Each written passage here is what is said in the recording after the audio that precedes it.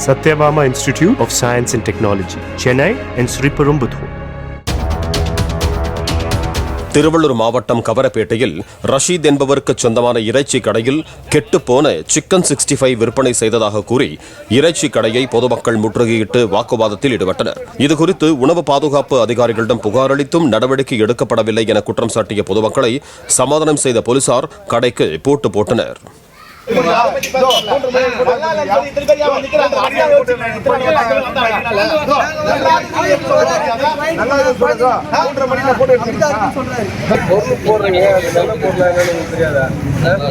நேற்று அந்த கம்ப்ளைண்ட் வந்துருக்கு.